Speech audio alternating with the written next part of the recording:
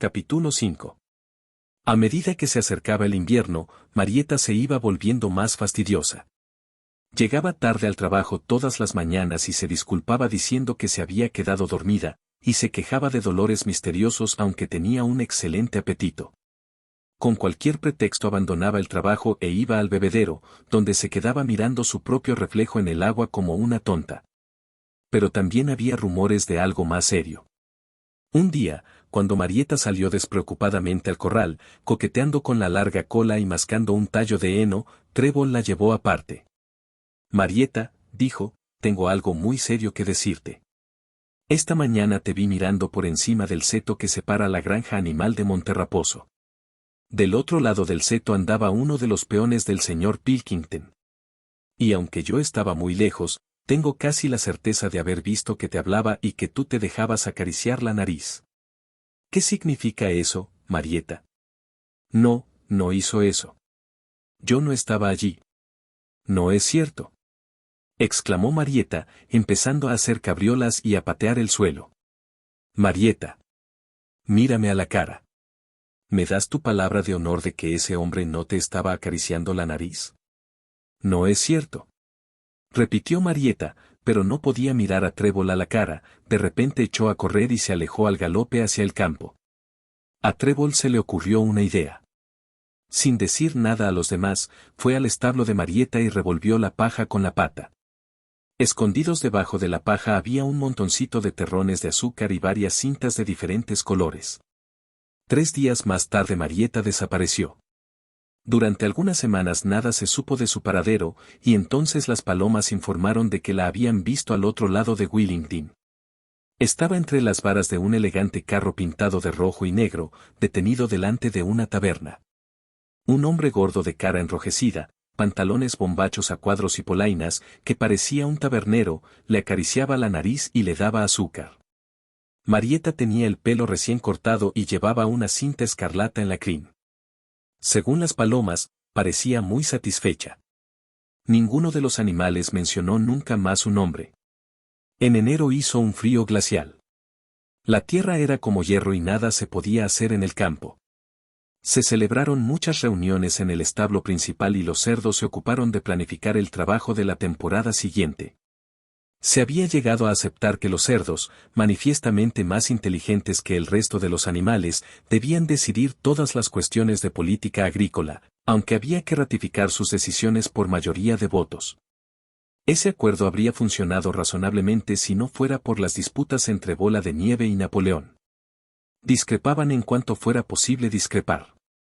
Si uno proponía sembrar una superficie mayor de cebada, el otro con seguridad exigía una superficie mayor de avena, y si uno decía que tal o cual campo era perfecto para repollos, el otro declaraba que solo servía para tubérculos.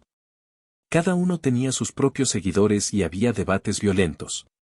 En las reuniones Bola de Nieve obtenía a menudo la mayoría con sus brillantes discursos, pero Napoleón tenía más capacidad para obtener apoyos en los intervalos. Sobre todo tenía éxito con las ovejas. En los últimos tiempos a las ovejas les había dado por balar, 4 patas, sí, 2 patas, no, en cualquier momento, interrumpiendo a menudo la reunión. Se observó que tendían a salir con 4 patas, sí, 2 patas, no, en los momentos decisivos de los discursos de Bola de Nieve.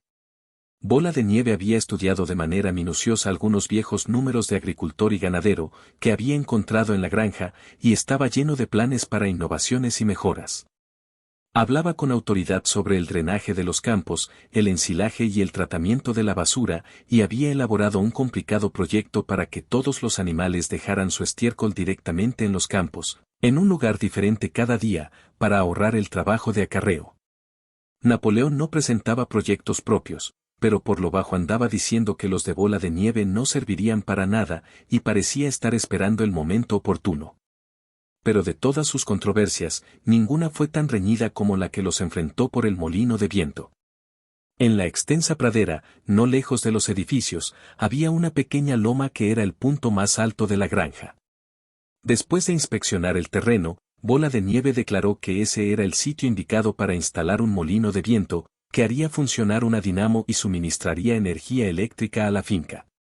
Eso permitiría dar luz a las cuadras y poner calefacción en invierno, y también haría funcionar una sierra circular, una trituradora de paja, una cortadora de remolacha forrajera y una ordeñadora eléctrica.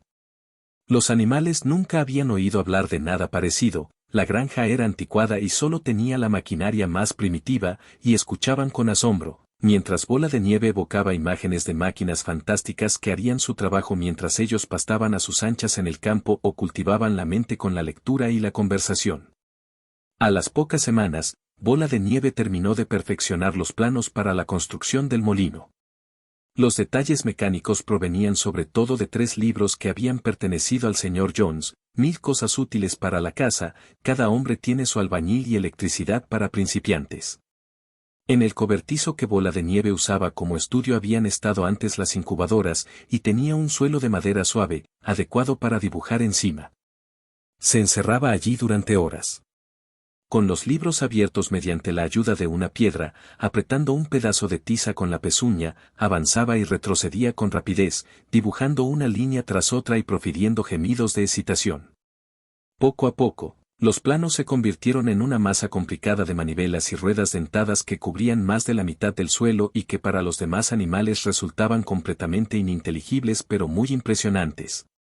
Todos acudían a ver los dibujos de Bola de Nieve por lo menos una vez al día. Hasta las gallinas y los patos iban, y se esforzaban por no pisar las marcas de tiza. Solo Napoleón se mantenía al margen. Desde el principio se había declarado contrario al molino de viento. Sin embargo, un día apareció de manera inesperada para examinar los planos. Caminó pesadamente por el cobertizo, observando de cerca cada detalle y olfateándolo un par de veces antes de quedarse un rato contemplándolo por el rabillo del ojo. De repente levantó la pata, orinó sobre los dibujos y salió sin pronunciar una palabra. La granja entera estaba profundamente dividida por el tema del molino de viento. Bola de Nieve no negaba que la construcción sería una empresa difícil. Habría que transportar las piedras e ir colocándolas en las paredes, después habría que fabricar las aspas y a continuación necesitarían dinamos y cables. Bola de Nieve no decía cómo harían para conseguirlos. Pero sostenía que en un año se podría hacer todo. Y a partir de ese momento, declaraba, se ahorraría tanto trabajo que los animales solo tendrían que trabajar 3 días a la semana. Napoleón, por su parte, sostenía que la gran necesidad del momento era aumentar la producción de alimentos, y que si perdían el tiempo con el molino de viento todos se morirían de hambre. Los animales se dividieron en 2 facciones, cada una con su lema, vote por Bola de Nieve y la semana de 3 días, y, vote por Napoleón y el pesebre lleno. Benjamín era el único animal que no se había aliado con ninguno de los bandos. Se negaba a creer que hubiera más abundancia de comida o que el molino de viento les ahorrara trabajo. Con o sin molino de viento, decía, la vida seguiría siendo la misma de siempre, es decir, mala. Aparte de las disputas sobre el molino de viento, estaba la cuestión de la defensa de la granja. Sabían bien que, aunque los seres humanos habían sido derrotados en la batalla del establo, podrían hacer otro intento, más decidido, por recuperar la granja y restituir al señor Jones. Razones no les faltaban, porque la noticia de su derrota se había extendido por el campo y había puesto más nerviosos que nunca a los animales de las granjas vecinas. Como de costumbre, Bola de Nieve y Napoleón estaban en desacuerdo. Según Napoleón, lo que los animales debían hacer era conseguir armas de fuego y aprender a usarlas. Según Bola de Nieve, debían enviar cada vez más palomas y provocar la rebelión de los animales de las otras granjas. El primero argumentaba que si no podían defenderse serían fatalmente conquistados y el segundo argumentaba que si se producían rebeliones en todas partes, no necesitarían defenderse. Los animales escuchaban primero a Napoleón y después a Bola de Nieve y no sabían a quién dar la razón, de hecho, siempre estaban de acuerdo con el que hablaba en ese momento. Por fin llegó el día en el que quedaron terminados los planos de Bola de Nieve. En la reunión del domingo siguiente se sometería a votación el proyecto de construcción del molino de viento. Cuando los animales estuvieron reunidos en el establo principal, Bola de Nieve se levantó y, a pesar de algunas interrupciones por los balidos de las ovejas, expuso sus razones para defender la construcción del molino. Después Napoleón se levantó para responder. Dijo, sin levantar la voz, que el molino era una tontería, aconsejó que nadie votara por él y enseguida volvió a sentarse, apenas había hablado 30 segundos y parecía indiferente al efecto de sus palabras. Al oírlas, Bola de Nieve se levantó de un salto, hizo callar con un grito a las ovejas, que habían empezado a balar de nuevo, e inició un apasionado llamamiento en favor del molino de viento. Hasta ese momento las simpatías de los animales habían estado casi repartidas por igual, pero por un instante la elocuencia de Bola de Nieve los había entusiasmado. Con frases brillantes pintó un retrato de cómo sería la granja si los animales no tuvieran que soportar el peso del sórdido trabajo. Ahora su imaginación iba mucho más allá de las trituradoras de paja y las cortadoras de nabos. La electricidad, decía, podría hacer funcionar trilladoras, arados, gradas, rodillos, segadoras y empacadoras, además de dar a cada establo su propia luz eléctrica, agua caliente y fría y calefacción. Cuando terminó de hablar, no había ninguna duda sobre el resultado de la votación. Pero en ese momento Napoleón se levantó, echó una extraña mirada de reojo a Bola de Nieve y lanzó un chillido estridente como nadie le había conocido jamás. De repente se produjo un terrible aullido fuera, y 9 perros enormes con collares tachonados de clavos entraron violentamente en el establo. Se lanzaron directamente hacia Bola de Nieve, que apenas logró saltar a tiempo para escapar de sus colmillos. En un instante salió por la puerta, perseguido por los perros. Demasiado asombrados y asustados para hablar, los animales se apiñaron en la puerta para observar la persecución. Bola de Nieve corría por las largas tierras de pastoreo que llevaban a la carretera. Corría como solo un cerdo puede correr, pero los perros le pisaban los talones. De repente resbaló y pareció que ya le darían alcance. Se levantó y siguió corriendo más rápido que nunca, mientras los perros acortaban la distancia. Uno de ellos casi logró atrapar con la mandíbula la cola de Bola de Nieve, pero Bola de Nieve la apartó a tiempo.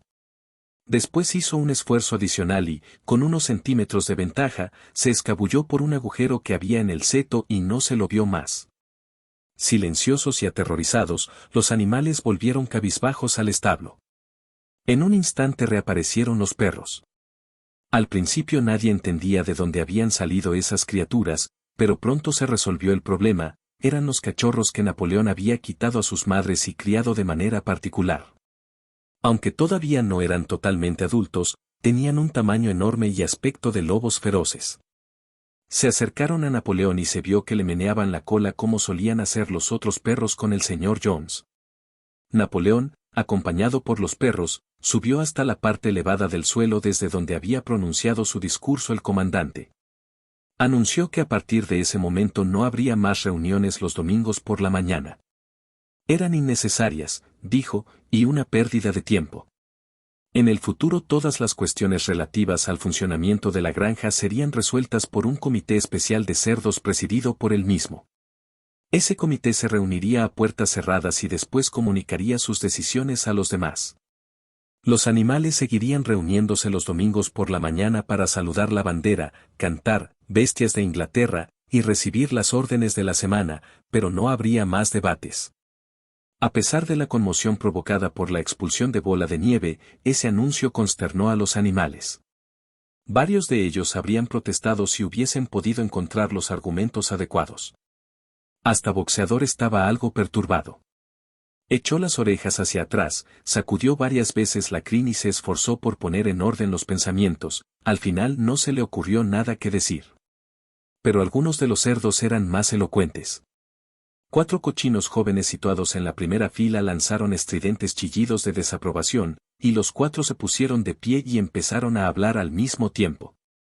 De repente, los perros sentados alrededor de Napoleón soltaron unos gruñidos graves y amenazadores y los cerdos callaron y volvieron a sentarse.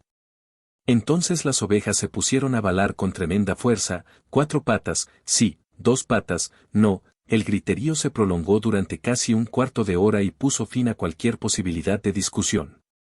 Después enviaron a Chillón a recorrer la granja para explicar las nuevas disposiciones a los demás. Camaradas, decía, confío en que todos los animales aprecien el sacrificio que ha hecho el camarada Napoleón al asumir esta nueva tarea. No imaginéis, camaradas, que el liderazgo es un placer. Por el contrario, es una honda y pesada responsabilidad. Nadie cree con más firmeza que el camarada Napoleón en la igualdad de todos los animales. Le encantaría dejar que vosotros tomarais vuestras decisiones. Pero a veces podríais equivocaros, camaradas, ¿y qué pasaría entonces? ¿Qué pasaría, por ejemplo, si hubierais decidido apoyar a Bola de Nieve y su estupidez sobre los molinos de viento, a Bola de Nieve, que, como ahora sabemos, no es más que un criminal? Luchó con valentía en la batalla del establo de las vacas, dijo alguien. La valentía no basta, dijo Chillón. La lealtad y la obediencia son más importantes. Y en cuanto a la batalla del establo de las vacas, creo que llegará el momento en que descubriremos que la participación de Bola de Nieve se exageró mucho. Disciplina, camaradas, disciplina de hierro. Esa es hoy la consigna. Un paso en falso y los enemigos se nos echarán encima. Estoy seguro, camaradas, de que nadie desea que vuelva Jones. De nuevo, ese argumento era incontestable. Los animales no querían, por supuesto, que volviera Jones, y si la celebración de debates domingueros podía conducir a su regreso, debía suspenderse. Boxeador, que había tenido tiempo para reflexionar, expresó el sentimiento general con estas palabras: si el camarada Napoleón lo dice, debe de ser cierto. Y adoptó la máxima, Napoleón siempre tiene razón, que añadió a su lema personal: trabajaré más duro. A esas alturas el tiempo había cambiado y los trabajos de labranza habituales en la primavera estaban comenzando. El cobertizo donde Bola de Nieve había dibujado los planos del molino de viento estaba cerrado y se suponía que los planos habían sido borrados del suelo. Todos los domingos a las 10 de la mañana los animales se reunían en el establo principal para recibir las órdenes semanales.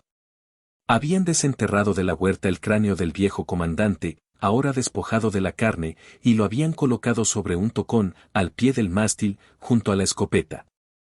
Después de izar la bandera, los animales tenían que desfilar por delante del cráneo de manera reverente antes de entrar en el establo. Ahora no se sentaban todos juntos como en otra época. Napoleón, con Chillón y otro cerdo llamado Minimus, que poseía un extraordinario don para componer canciones y poemas, se sentaba en la parte delantera de la plataforma elevada, con los 9 perros jóvenes formando un semicírculo alrededor y los otros cerdos sentados detrás. Los demás animales se sentaban frente a ellos en el cuerpo principal del establo. Napoleón daba lectura a las resoluciones de la semana en un áspero estilo militar, y después de cantar una sola vez, Bestias de Inglaterra, todos los animales se dispersaban. El tercer domingo después de la expulsión de Bola de Nieve, los animales se sorprendieron bastante al oír a Napoleón anunciar que después de todo se construiría el molino de viento. No explicó por qué había cambiado de idea, pero advirtió a los animales de que esa tarea adicional implicaría un trabajo muy duro. Incluso podrían llegar a tener que reducir las raciones. Pero los planos estaban preparados hasta el último detalle. Un comité especial de cerdos había estado trabajando en ellos durante las 3 últimas semanas. Se calculaba que la construcción del edificio, con algunas otras mejoras, llevaría 2 años. Esa noche, Chillón explicó en privado al resto de los animales que en realidad Napoleón nunca se había opuesto al molino de viento. Por el contrario, él había sido el primero en proponerlo, y el plano que Bola de Nieve había dibujado en el suelo del cobertizo de la incubadora había sido robado de entre los papeles de Napoleón. El molino de viento era, de hecho, creación de Napoleón. ¿Por qué, entonces, preguntó alguien, se había opuesto a su construcción de manera tan tenaz? En el rostro de Chillón se dibujó una expresión traviesa. Eso, dijo, había sido pura astucia del camarada Napoleón. Solo había parecido que se oponía al molino de viento como una maniobra para deshacerse de Bola de Nieve, que era un personaje peligroso y una mala influencia. Ahora que habían quitado de en medio a Bola de Nieve, el plan podría seguir adelante sin su interferencia. Eso, dijo Chillón, se llamaba táctica. Lo repitió varias veces: táctica, camaradas, táctica, saltando y moviendo la cola con una risa alegre. Los animales no sabían bien qué significaba esa palabra, pero Chillón había sido tan persuasivo y los 3 perros que lo acompañaban gruñeron de manera tan amenazadora que aceptaron su explicación sin más preguntas.